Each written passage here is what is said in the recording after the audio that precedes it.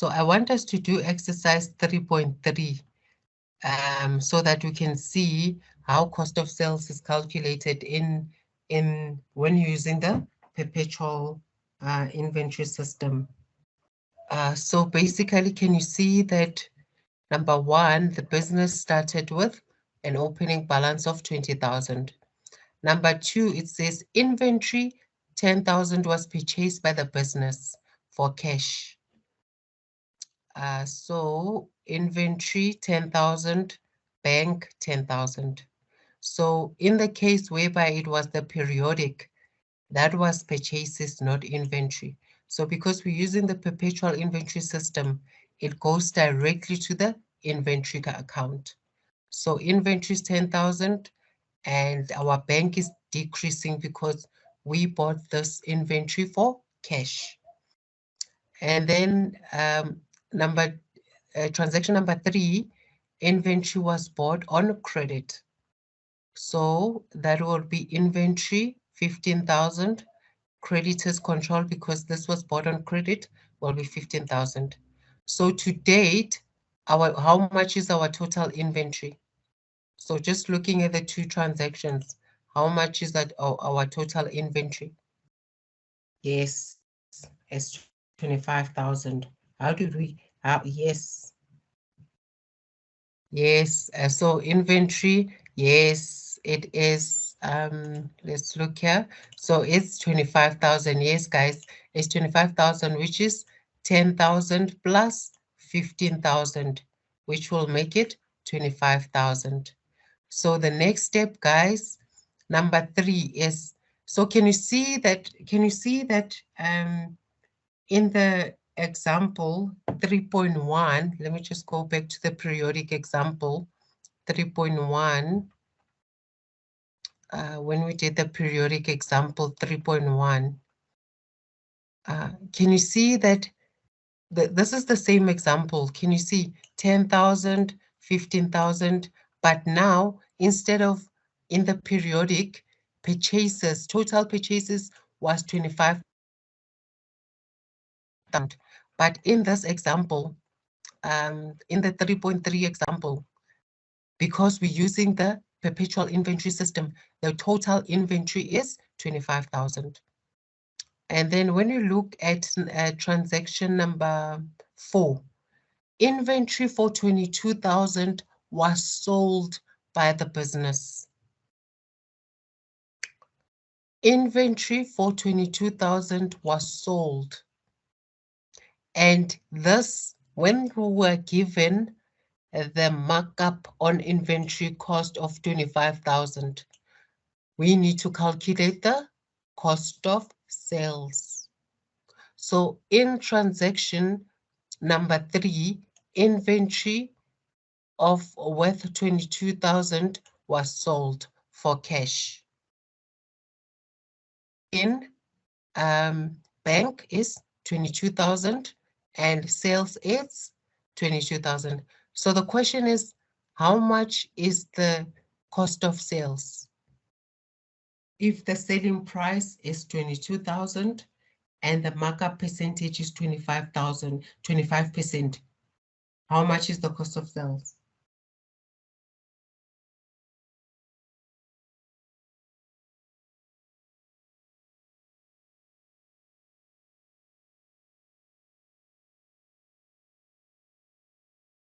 So the question is, if inventory worth of 22,000 was sold, the selling price is 22,000 and the markup is 25,000, how much is the cost of sales of this transaction number 4?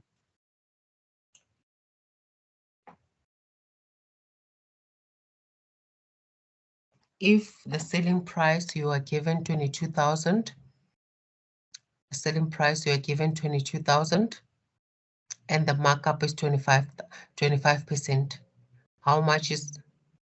Alicia is saying 27,500.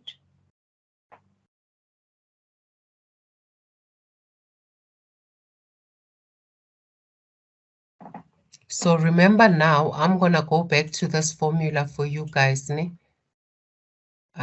Which one? Because now we want the cost price. So basically, this is the formula that we using now. So so you're given 22,000 and the markup is 25%. So the question is, what is the cost of sales?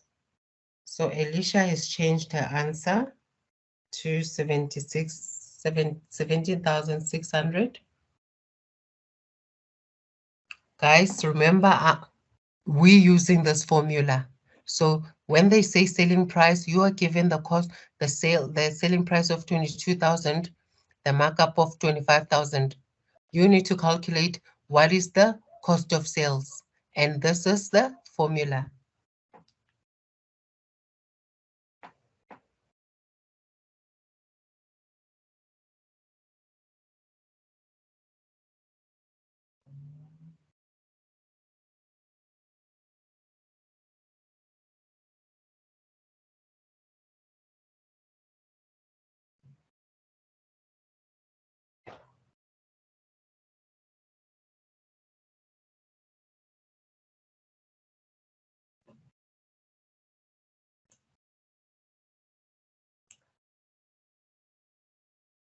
What is the cost of sales when you're given the selling price of 22,000 and a markup of 25%? Paul is also saying 17,600. Palisa is getting 21,945.14. Palisa is getting 21,945.14. So remember, when you're given, I want you to look at your answer again. So you are given the selling price, which is 22,000, and the markup of 25%. You need to calculate the cost price or the cost of sales. So how do you calculate the cost of sales? The selling price, 26,000, which will be here, multiplied by 100, divided by 100 plus 25. You get to the answer. Guys, are you still happy with your answers? So remember, you need to calculate the cost price. You are given the selling price of 22,000 and the markup percentage of 25%. So Palisa is getting 25,935.16. Okay, so Palisa, I want you to take your calculator, ne? I want you to put in 22,000. Put in 22,000 in your calculator. Okay, I want you to say multiplied by 100. After multiplying by 100, I want you to divide by 125. And then after getting that answer, I want you to divide by 125. And the answer is 17,600. That is the answer. Are you happy, Palisa?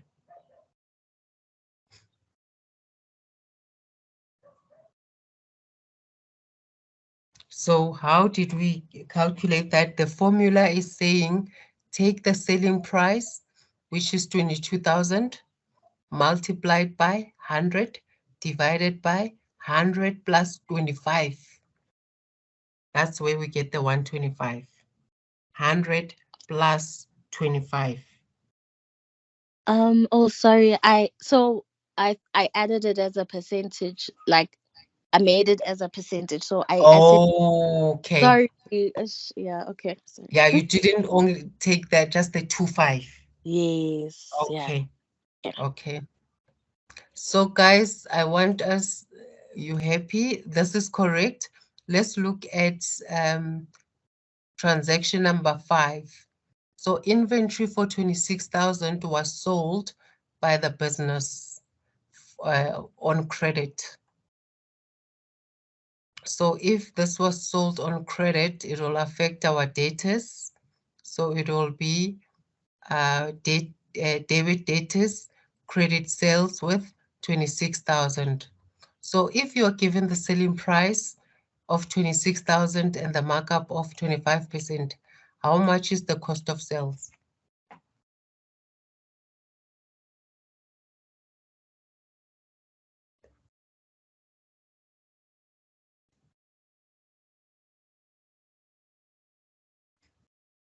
Okay, Alicia is saying 20,800. Okay, everybody has agrees. Well done. So now my question is, if the inventory is 25,000, inventory, the total inventory to date is 25,000, and sales was 22,000 and 22,000 and 26,000, and the total cost of sales was 17,600 plus 2,800. How much is inventory? So guys, before I ask you that question, how much is the cost of sales when you're using the perpetual inventory system? What is the total cost of sales? What is the total cost of sales? So when you're looking at those two transactions here, Alicia is saying 48,000.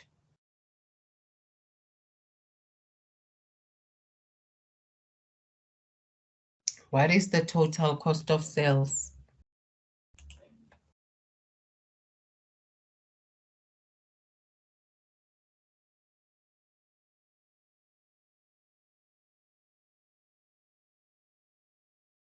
So for transaction, this transaction here and this transaction.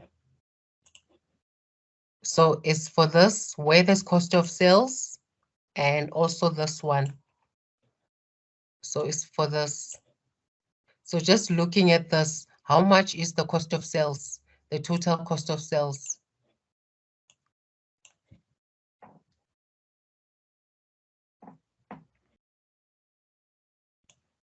So this,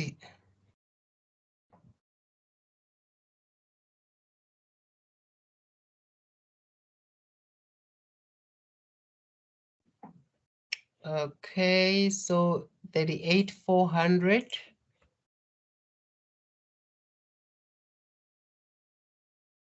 38,400. So is everybody happy with 38,400?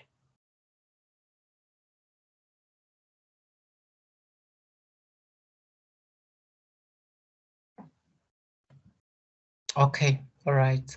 So my question now is, if your total cost of sales is 38,400 and your opening inventory is 20,000, so your opening inventory is 20,000, your inventory for the two transactions is 25,000, and your cost of sales is 38,400. What is the value? What is the value of inventory?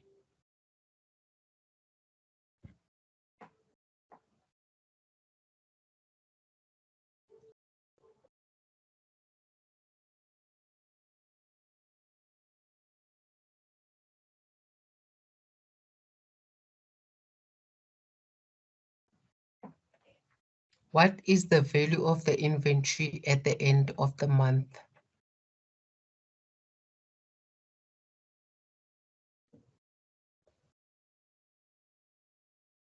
Okay, Palisa is saying, so taking these, what I'm saying into account, business started with inventory of 20,000, 25,000 worth of inventory was bought, and 38,400 inventory was sold.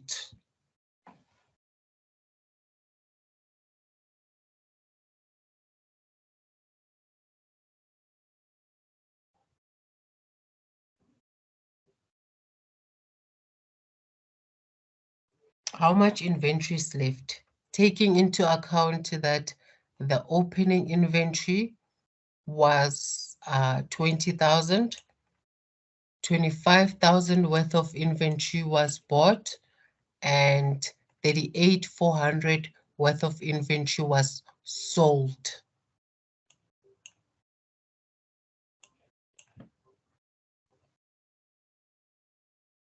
Alicia is saying 6,600.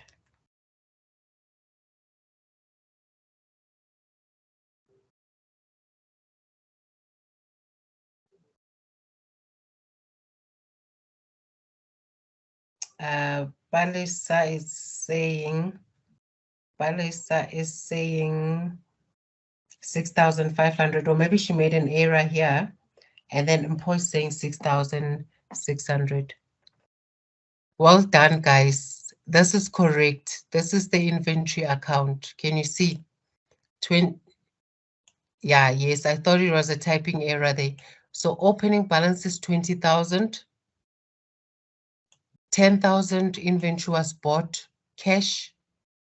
15,000 inventory was bought on credit.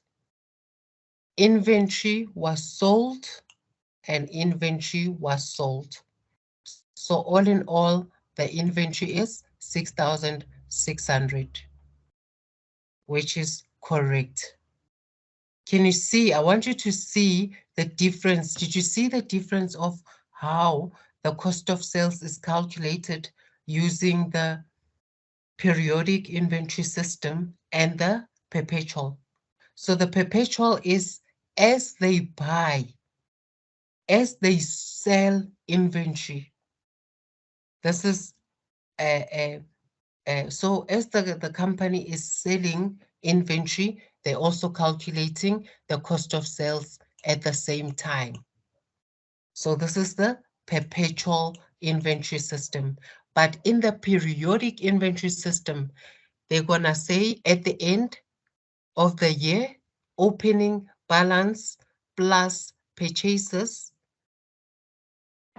Opening balance, let me just show you in the periodic inventory system. So in the periodic inventory system, this is how they calculate the cost of sales. So it will be opening inventory plus purchases plus sales returns less purchases returns less closing inventory, which is the stock take value. Then you get to the cost of sales. And what is the closing inventory when you're using the periodic inventory system? The closing inventory will be the stock count value. That is when you're using the periodic. But when you're using the perpetual, as the company sells inventory, at the same time, they're using their markup to calculate the cost of sales. They're using at the same time, they're using their markup to calculate the cost of sales. And then my question is, did the business make a profit or a loss on this transaction here? The first one that was bought on the sale that was bought on cash. Did the company make a profit or a loss?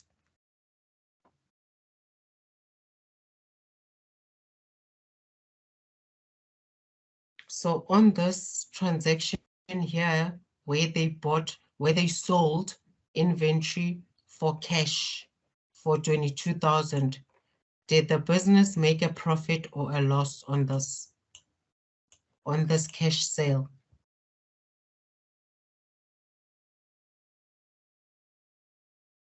Was it a gross profit or a gross loss? Okay, so how much was the profit, Elisha? And then Palisa says there was a loss. So Elisha says a profit of 2,000 was made, and Palisa said it was a loss.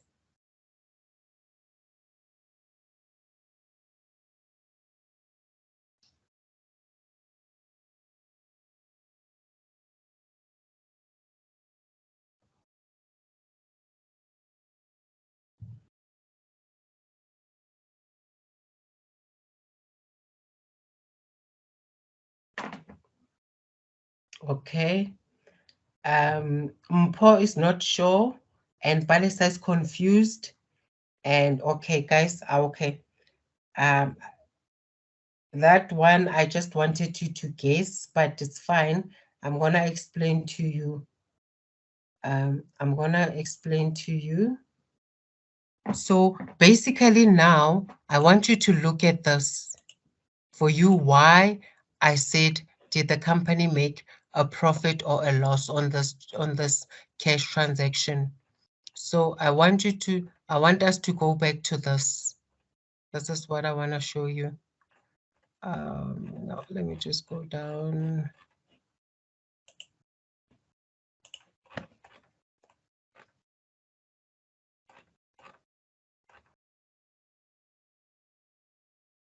So look at this formula. Can you see this formula here? It says cost price, profit markup, and selling price. So if the selling price is 15,000 and the cost price is 10,000, the company made a profit of 5,000. If the selling price was 12,000 and the markup percentage on it was 20%, they've made a profit of 2,000.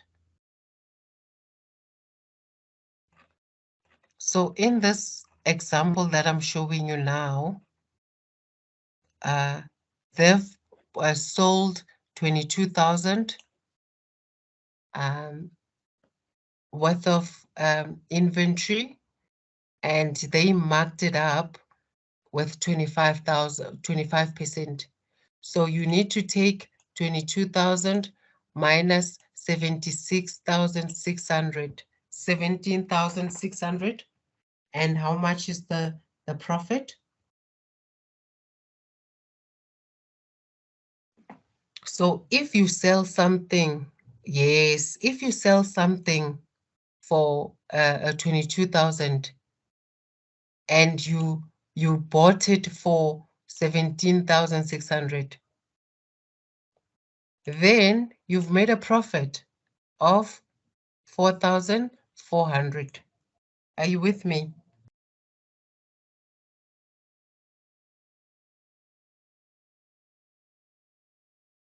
So now in this one, this was bought on credit. So I want you to tell me did the company make a profit or loss on this? The sale was 26,000, but they sold it. So the sale was 26,000, but they bought inventory for 20,800. What is the profit or loss on this?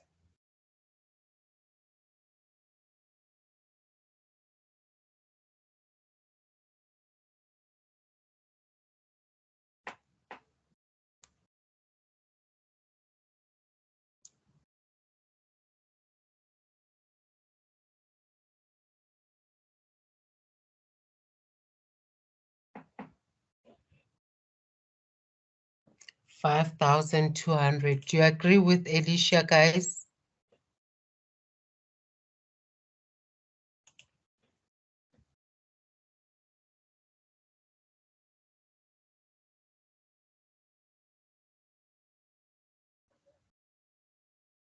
Yes. So do you agree with Alicia? Mpho says yes. Mpho says yes.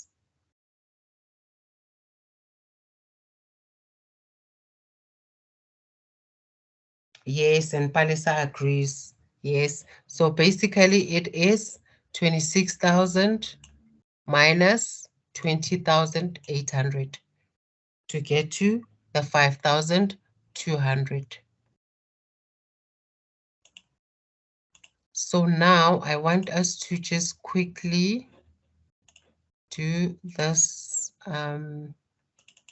depreciation exercise.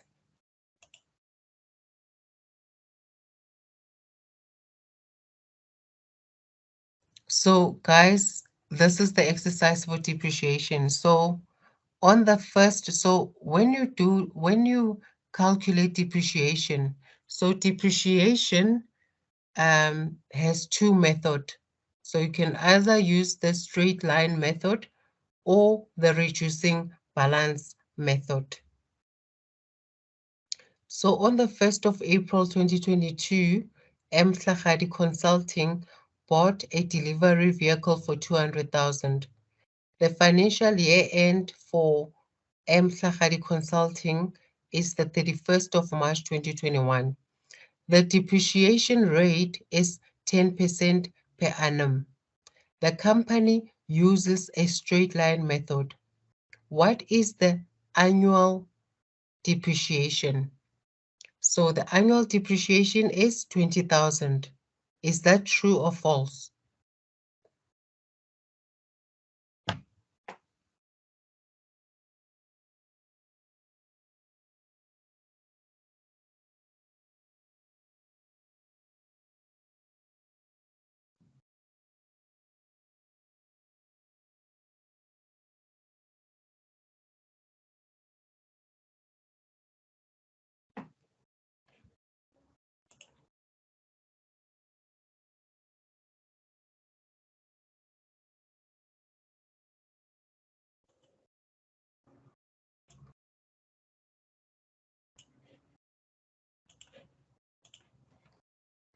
Elisha is saying true. The annual depreciation would be 20,000.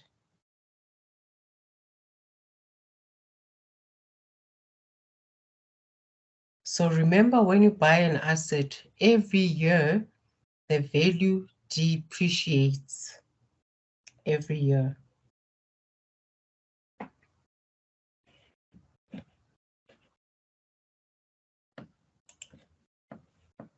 Mpho saying true.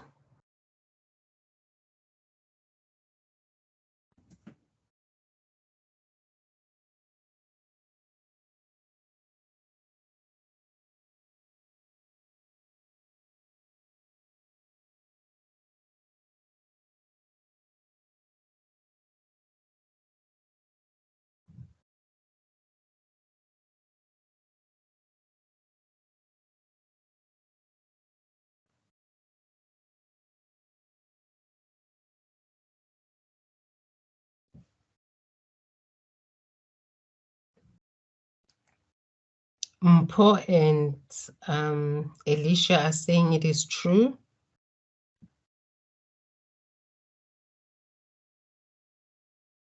And Palisa is saying it's true. Yes, guys, this is true. So I want to ask you, what is the monthly depreciation? So that's the one that you just calculated now is an annual depreciation. So I'm asking, what is the monthly depreciation?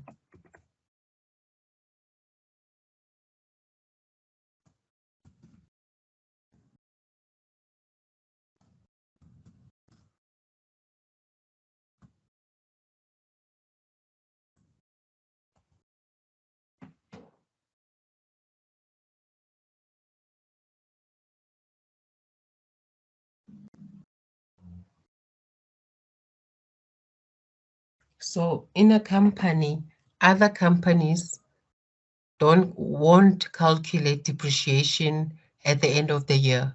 So they will calculate depreciation on a monthly basis.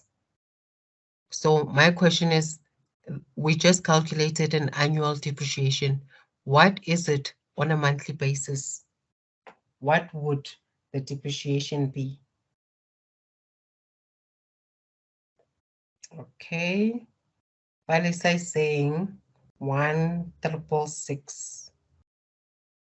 But okay, but you're not sure.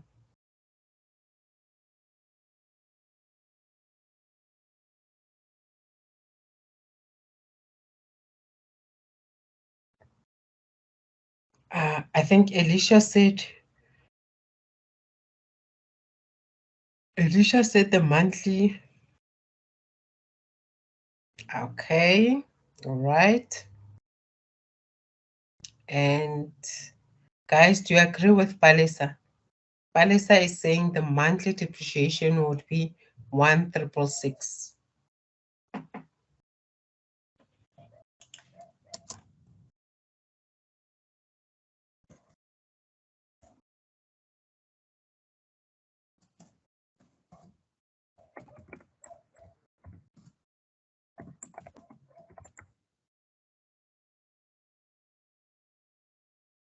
I'm not sure, but that's how I calculated to. Oh, okay.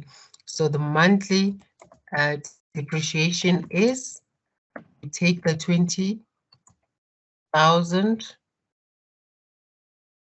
divided by 12, which is correct. On a monthly basis, the company would be recording 166 depreciation for the month, and at the end of the financial period, the total depreciation would be 20,000.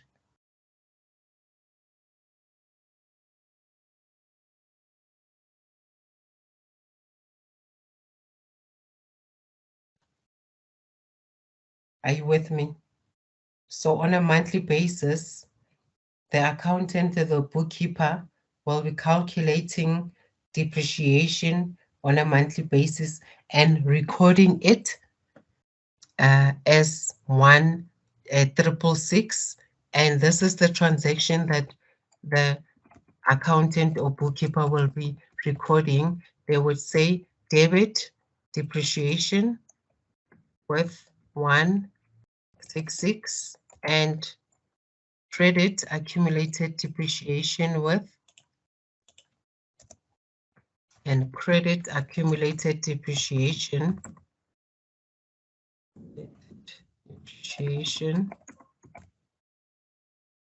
with 166. So this is the journals that they would pass every month for depreciation.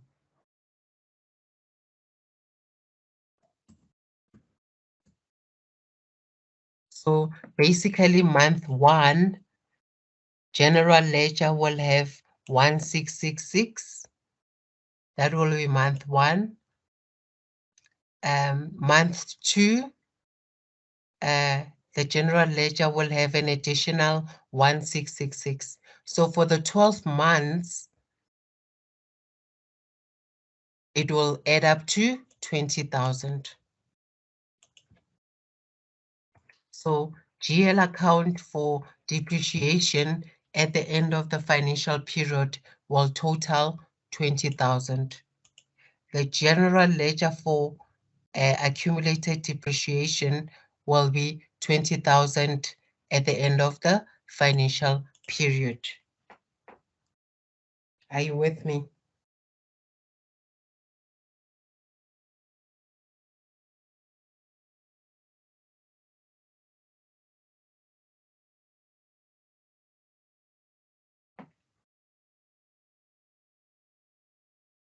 So remember, a company has a 12-month accounting period. So in this case, the financial year end for Mhlahadi Consulting is the 31st of March 2021. So basically, if this is the end of the financial period for Mhlahadi Consulting, it means that the beginning of the financial period is what?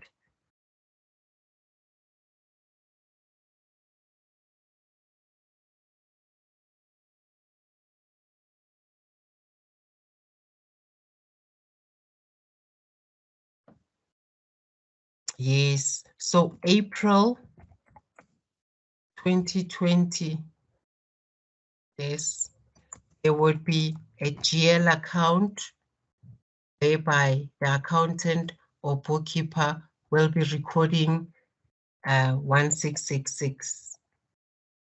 In May 2020, there will be 1,666 recorded.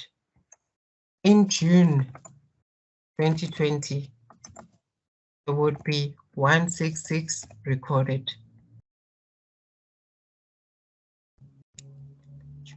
In July 2020, there would be 166 recorded.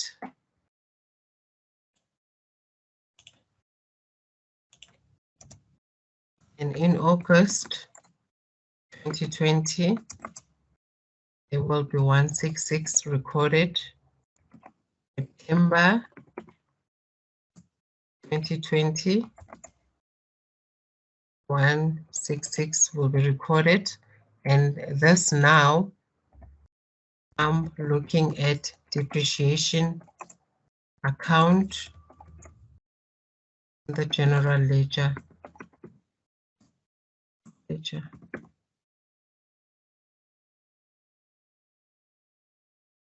In October 2020, in the general ledger, recorded November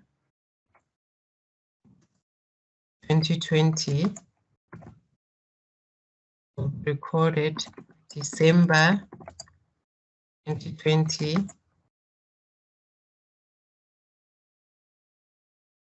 January 2020, February 2020, and now the end of the financial period. This is 2021. This is 21. This is 21. So all of these now added together will give you a total depreciation of the yearly depreciation of 20,000. Are you with me, guys?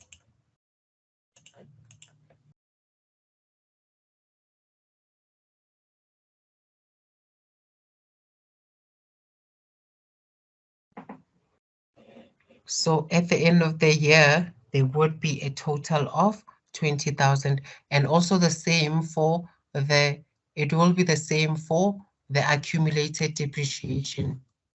Same thing that we did now for the depreciation will also be the same for the accumulated depreciation, but this will be a debit balance, and the accumulated depreciation will be a credit balance.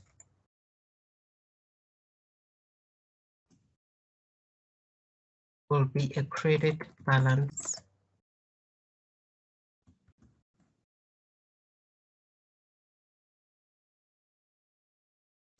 In the general ledger of 20,000.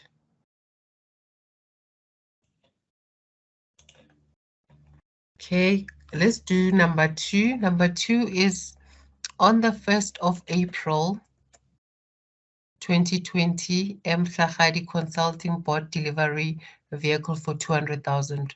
The financial year end is the 31st of March 2021. The depreciation rate is 10% per annum. The company uses the reducing balance method. What is the annual depreciation? Please note that the accumulated depreciation for the year ended 31 March 2020 was 20,000. So is this true that the depreciation amount will be 18,000? The annual depreciation will be 18,000.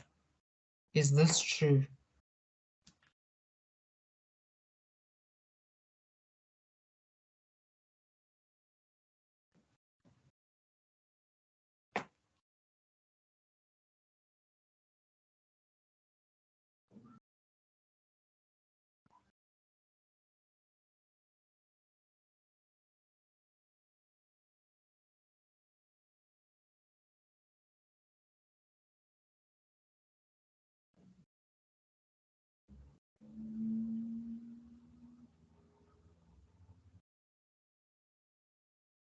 Is this true?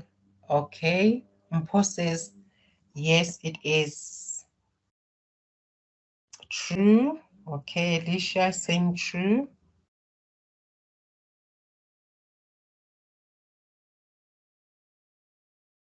And then Palisa is saying true. So yes, guys, because this is the reducing balance method. So the reducing balance method,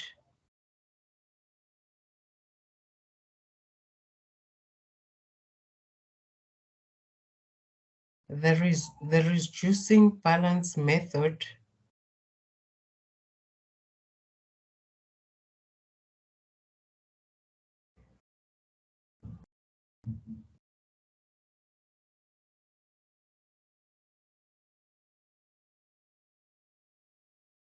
So the reducing balance method, guys, so basically you're saying 200,000 minus 20,000 times 10%. Let's just calculate it. The answer is 200,000 minus 20,000 equals to,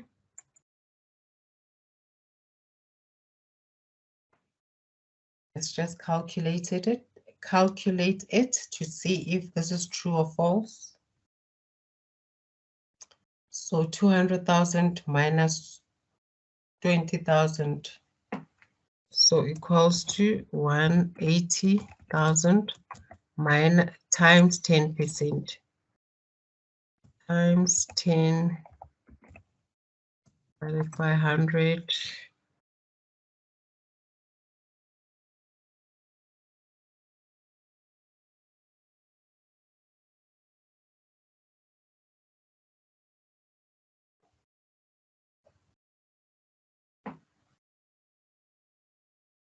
So it's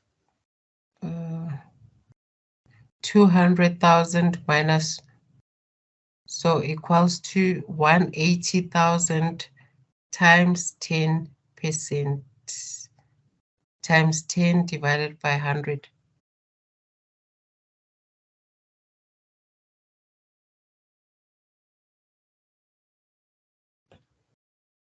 The answer is 18,000. Yes, this is correct. So what would be the monthly depreciation?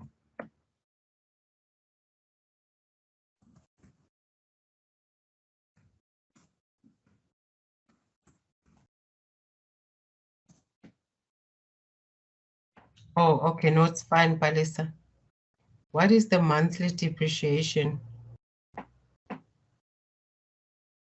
Alicia is saying 1,500. Do you agree with Alicia, guys?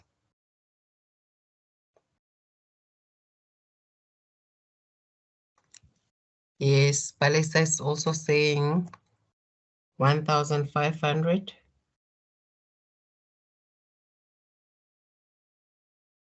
And Mpo is saying not sure, ma'am.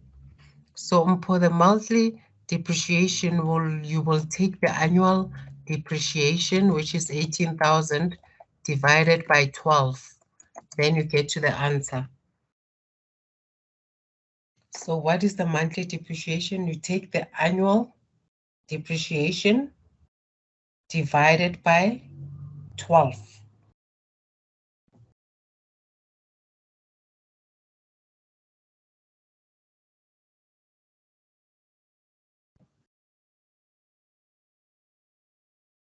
So you take the annual depreciation divided by 12 to get to the monthly depreciation, which is 1,500.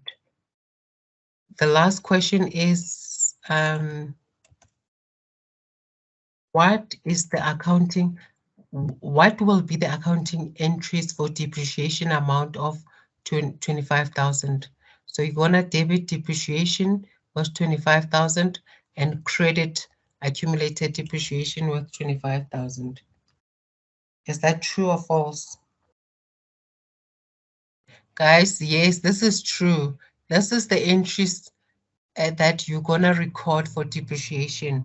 So every time you calculate depreciation, you're going to debit depreciation and credit accumulated depreciation. So these are the entries when you calculate your depreciation. So I want guys to show you, I want us to go through the steps in the bank reconciliation process. So step number 1, it says compare the debit column of the bank statement with the cash payment journal in the accounting records. Tick off items which appear in both the bank statement and the cash journal. So when we compare the debit column, so we're comparing the cash payment journal. So the cash payment journal is this one. So basically, this is what I did. So if you see amounts highlighted in yellow, please see below, highlighted in yellow, items which appear in both the bank statement and the cash payment journal. So these two I've compared. So it means that this amount here for 420, it's here in your bank statement. 64, 64. Municipality, the 104. The 104 is here. The 1228. The 1228 is here on the bank statement. So basically, step 1, compare the debit column of the bank statement, which is this debit column. Compare the debit column of the bank statement. This is the debit column that we're looking at with the cash payment journal in the accounting records. This is it. This is the cash payment journal. Tick off items which appear in both the bank statement and the cash journal. This is all the amounts in yellow. They appear in both the bank statement and the cash payment. The next step is compare the credit column. Compare the credit column of the bank statement with the cash receipts journal and the accounting records. Tick off amounts which appear in both the bank statement and the cash journal. So this is number 1, compare the credit column of the bank statement. This is the credit column. This is the credit column of the bank statement. With the cash receipts journal, this is the cash receipt journal. So we've seen that 2,400, it's on the bank statement and it's also on the cash receipts. We've seen that the deposit of 500 is here. The deposit of 500 is here. The deposit of 1240 is here. The deposit of 1240 is here. The deposit of 160 is here. Deposit of 160 is here. And the deposit of 1680 is here, deposit of 160 is here. And we compare the two. The third step, update the cash journals and the cash payment journals with items in the bank statement which are not in the cash journals. This will be items listed in B. So update the cash receipts and the cash journals with items in the bank statement which are not in the cash journals. So basically, this is it. We're looking at where the amounts are not highlighted. Remember, debits, we agreed the debits with the cash payments, which are the ones that are highlighted. We agreed the credit side with the cash receipts journal, which is the amount that are highlighted in yellow. And now we need to record the amounts that is not highlighted. So all the items not highlighted in yellow as per the above bank statement will be included in the cash receipts and the cash payment. So this is it. So please see below the cash payment. So basically let's just go up. I just want you to see the cash payment.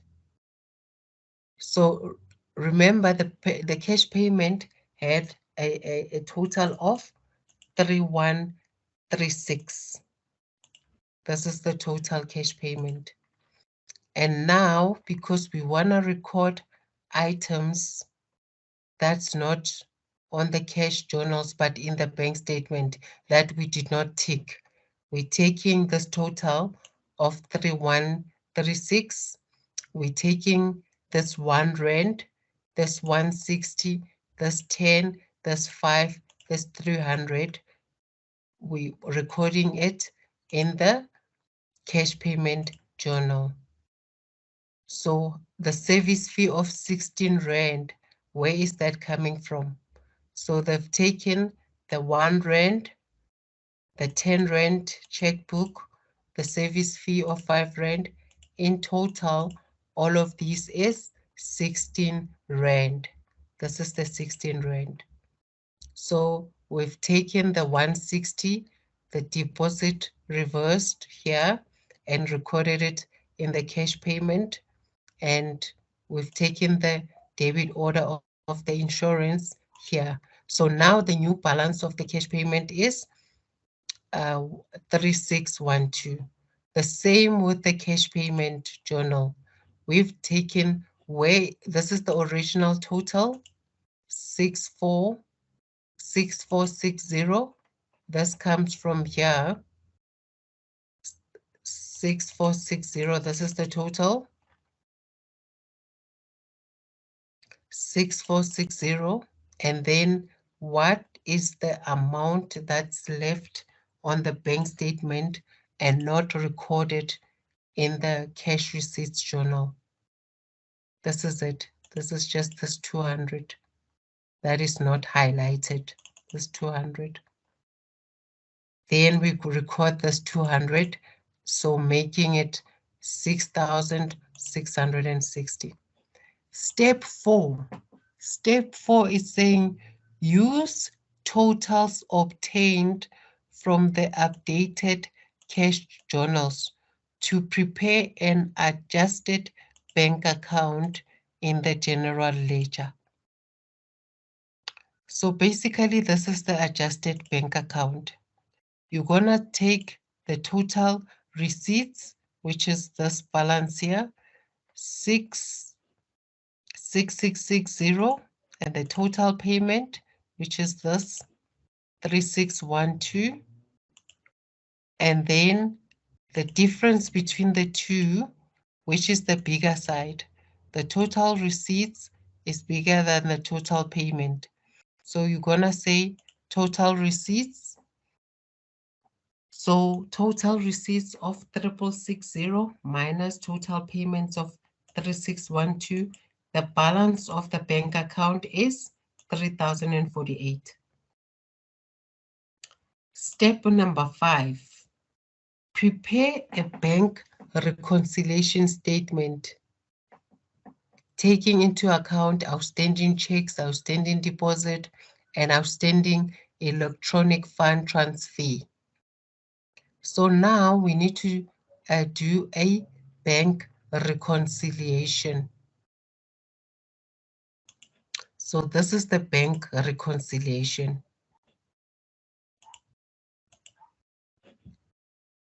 So the bank reconciliation will be credit balance as per the bank statement, which is 3180. Where is this amount coming from? This 3180. This comes from here, from the bank statement. Can you see? From the closing balance of the bank statement is this 3,180. Credit outstanding deposit. Where is this coming from? This comes from the cash receipts journal, the 480. Let's go to the cash receipts journal. So this 480 is the amount that was left not ticked. So the outstanding deposit is the amount that is left on the cash receipts that is not ticked. Can you see? So this is the one that was left not ticked. That will go to the bank recon. And also on the cash payment journal, these two amounts were left not ticked, and this will go to your bank reconciliation as outstanding checks or outstanding payments. This will go on your bank recon as your outstanding deposit. So this 480 here will go in here as the outstanding deposit, and these two, where is it? These two checks here on EFT, this are the amounts that were left not ticked, that will go to your bank reconciliation, the 212 and the 400. And now debit balance is for the bank account. This is this balance here. So at the end of when you finish your bank reconciliation, must always balance. So please note that the bank reconciliation statement must always balance. The debit side must equal the credit side.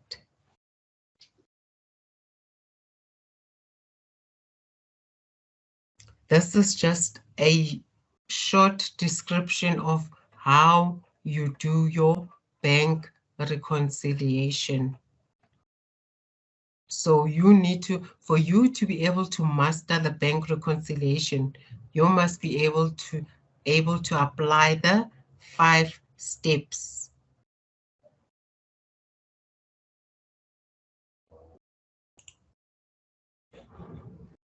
Are you still with me?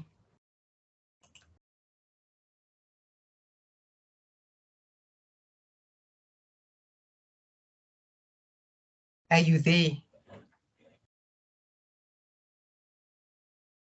So basically, what this example is practically, this is practically how somebody would be doing the bank reconciliation. This is how they would do the bank reconciliation. So step 1 is compare the debit side of the bank statement, which is this.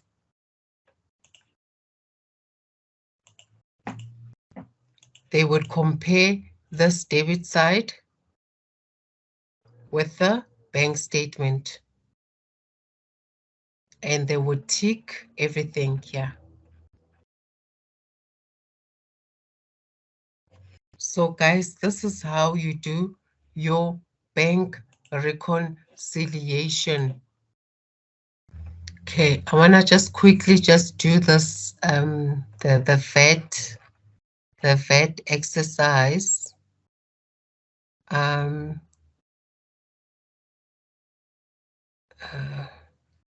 So basically, how do a company, I just want to show you this. How do a company on a monthly basis determine if the VAT is payable or refundable from source?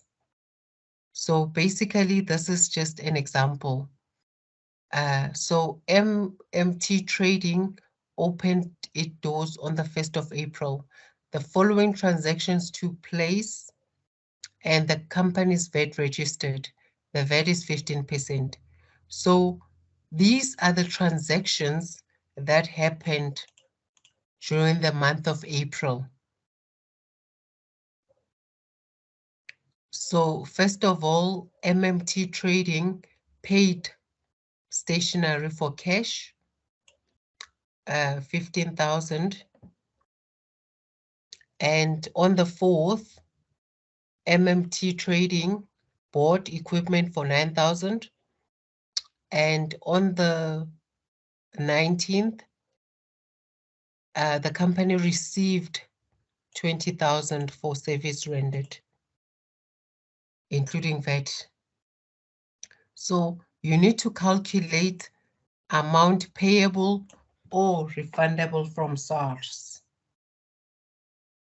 So on a monthly basis, or it depends if the company are paying SARS 2 months basis or on a monthly basis.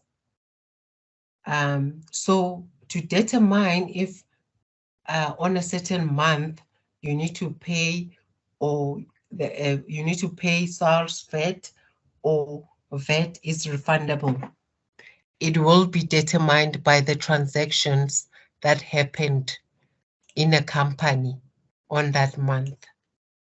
So number one, we've seen that MMT Trading paid stationery 15,000. So this will be, so if a company has paid 15,000 worth of stationery, so basically they've bought stationery worth of 15,000. So they've received an invoice from a supplier for 15,000. So that invoice from a supplier for 15,000 included VAT of 15%. So that actual invoice had 15% VAT. So if we've bought a stationery worth of 15,000 and we were charged a 15% VAT. So this is the VAT that we're charged. So this will be called a VAT input. So you're gonna take the 15,000 times 15 divided by 115. The VAT will be 1956.52. But in a practical scenario, you would be looking at that VAT invoice for 15,000. And on that VAT invoice, there would be a 15% VAT amount of 1956.52. And then for transaction number 4, MMT bought equipment worth of 9,000. Same. So on that invoice for that equipment, there would be a 15% VAT charged on that invoice. So in a practical scenario, you will be holding an invoice with a VAT of 1173.91, which is calculated at 9,000 times 15 divided by 115. This would be the VAT. So this will be your VAT input. So for the month of April, your total VAT input would be 3130.43. So for transaction number 3, MMT Trading received 20,000 for service rendered. So this is the VAT that you, as the company, MMT Trading, has charged to your client for service rendered. So this is the VAT that you need to pay over to SARS. That's why it's a liability. This is the VAT that you gonna be paying SARS for charging VAT on your clients or customers. So the VAT invoice that you issued to your client for service rendered would be 2,608 and 70 cents. So at the end of the month, VAT will be refundable from SARS. Why is the VAT refundable from SARS? The VAT input is bigger than the VAT output. So if the VAT input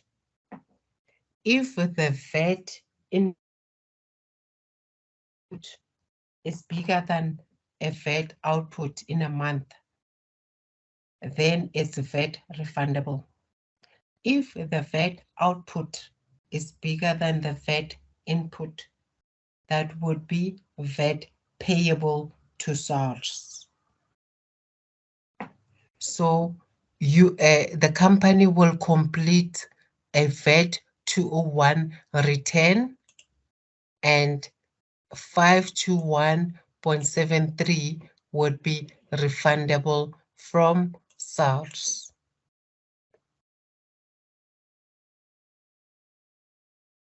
So all these amounts here. So in that form, the VAT 201 return, it has a block where you will put the VAT, total VAT output, and there will be somewhere where you will put the VAT input, and then this is the VAT refundable.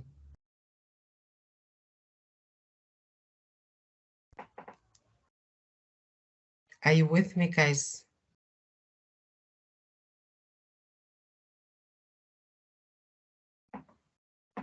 So at the end of the month, this is how you're gonna determine if are you paying SARS, or is SARS owing you as a business. So as a business, on a monthly basis, your transaction will determine if you're gonna pay SARS or SARS is gonna owe you money. So the bigger your sales for the month, the more so if your sales are higher for the month, you need to pay SARS. If your sales are lower, like in this case, the sales were less than the purchases, the sales, so the sales were less than the purchases. Now SARS needs to pay back, needs to refund. So Alicia is saying, so VAT output is income and VAT input is expense. No, VAT output is a liability, is the amount that a company owes to SARS. And VAT input is an asset, is the amount that SARS needs to pay the business. So VAT output is the amount that VAT output is the amount that is owing to SARS. So why is that amount owing to SARS? It's the amount that you as a business charges your client on the invoices, on the work that is done. So in this case, service was rendered and you issued an invoice, and on that invoice, you as a business included 15% VAT. So that in 15% VAT that you included on the invoice, you need to pay back that 15% invoice to SARS. And then in this case, when you buy the stationery from Walton's, you buy this equipment from Macro. Walton's has already included 15%. You are charged as a business 15% that you need to claim back from SARS. And then when you buy this equipment from Macro, Macro has included 15% that you need to claim back because you are VAT registered. you need to claim back this 15% from SARS because you are VAT registered. You need to, so only if you are VAT registered, you can claim back this VAT on everything that you buy. You can claim back this VAT from SARS only if you are VAT registered. So because in this case, MMT trading is VAT registered, MMT can claim 15% VAT from the purchases that he does for the business.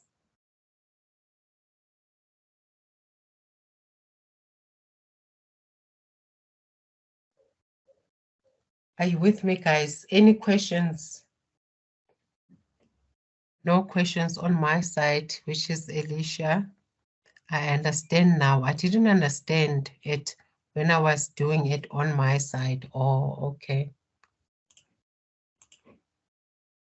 So basically, also when you calculate a VAT, there will be a question whereby they'll say, if 20,000, there's 20,000 including VAT, how much is the amount excluding VAT? So if you are given this 20,000, how much is the amount excluding VAT?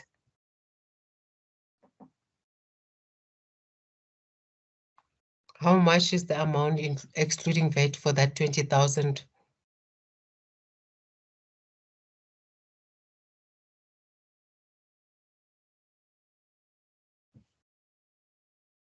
So you're gonna say 20,000 divided by 1.15. You get to amount excluding VAT for this 20,000. So if you want to calculate amount excluding VAT and you are given amount including VAT, you need to take 20,000 divided by 1.15.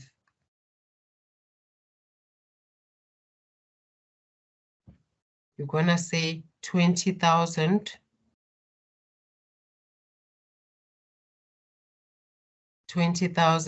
divided by 1.15. Yes, yes, Palisa. And then what is the amount excluding VAT for this for the 15,000?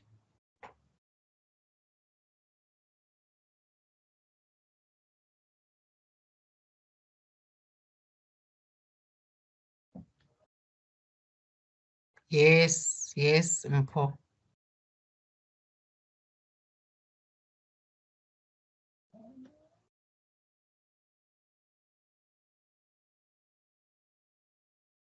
What is the amount excluding VAT for 15,000 for this 15,000? For the 15,000, what is the amount excluding VAT?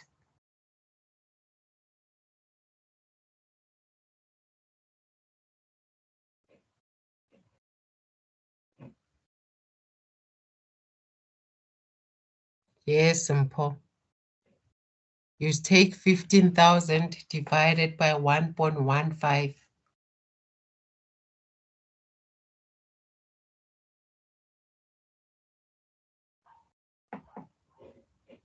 And then what is the amount excluding VAT for the 9,000? Yes, Palisa. What is amount excluding VAT for the 9,000?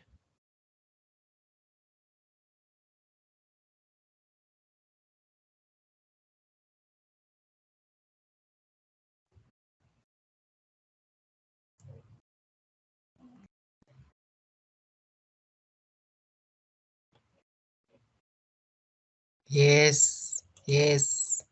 And if, yes.